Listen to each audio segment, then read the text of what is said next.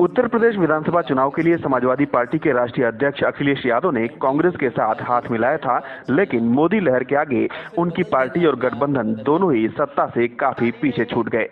हार के सदमे से उबरते हुए अब अखिलेश यादव आगे की तैयारी में जुट गए हैं। उनकी नजर अब राष्ट्रपति चुनाव से लेकर 2019 के लोकसभा चुनाव और फिर 2022 के अगले यूपी विधानसभा चुनाव पर है।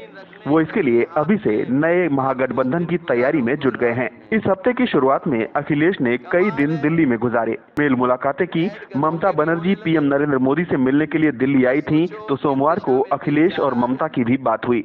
अखिलेश यादव महागठबंधन को लेकर काफी गंभीर हैं। इस सिलसिले में वो बिहार के सीएम नीतीश कुमार से भी मिल चुके हैं। पिछले लोकसभा चुनाव में यूपी में आने वाली लोकसभा की 80 सीटों में से समाजवादी पार्टी सिर्फ 5 सीटें जीत सकी थी, जबकि वो सत्ता में थी। वही कहानी विधानसभा चुनाव में भी दोहराई गई। अखिलेश यादव ने इससे सबक ले लिया है। वो अच्छी तरह से समझ चुके हैं कि बीजेपी का मुकाबला करना है तो अब अकेले दम पर काम नहीं चलने वाला। इसीलिए वो सभी बीजेपी विरोधी दलों के साथ संपर्क साधने में लगे हैं। नीतीश और ममता पहले से ही इस कोशिश में लगे हैं और बताया जा रहा है कि पश्चिम बंगाल की मुख्यमंत्री ममता बनर्जी के बुलावे पर ही अखिलेश दिल्ली गए थे। महागठबंधन में कांग्रेस की भी दिलचस्पी है और वो भी चाहती है कि 2019 के लिए एक महागठबंधन आकार ले। अखिलेश यादव कुछ दिन पहले भी दिल्ली गए थे, तो इस दौरान उन्होंने कांग्रेस के कुछ नेताओं से मुलाकातें की थी। इसके बाद उन्होंने बिहार के सीएम नीतीश के अलावा कुछ और नेताओं से संपर्क किया था। समझा जा रहा है कि जल्दी ही इन सभी को मिलाकर एक महागठबंधन तैयार किया जाएगा। हालांकि इस महागठबंधन में मायावती की हिस्सेदारी को लेकर ऊहापोह बना हुआ है।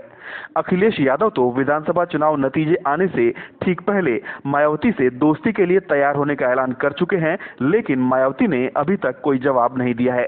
वैसे अकेले रहने में सबसे ज्यादा नुकसान मायावती का ही है, क्योंकि लोकसभा में उनकी पार्टी का एक भी सदस्य नहीं है।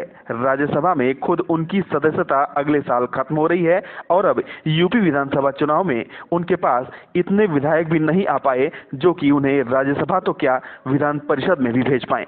इसीलिए माना जा रहा है कि थोड़े बहुत मान मनोबल के बाद वो मानी जाएंगी। ये महागठबंधन आकार ले लेता है तो ये आगामी राष्ट्रपति चुनाव में भी कोई ट्विस्ट ला सकता है और आगे आने वाले अन्य चुनावों में भी वोट शेयर के हिसाब से ये बीजेपी पर भारी पड़ सकता है।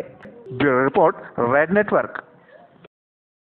रेड नेटवर्क की ये प्रस्तुति आपको कैसी लगी, इस बारे में आप नीचे कमेंट बॉक्स में अपनी राय जरूर दें। इस वीडियो को शेयर करें। आपने अभी तक हमारा चैनल सब्सक्राइब नहीं किया है तो सब्सक्राइब जरूर करें। आपका भरोसा ही हमारी ताकत है।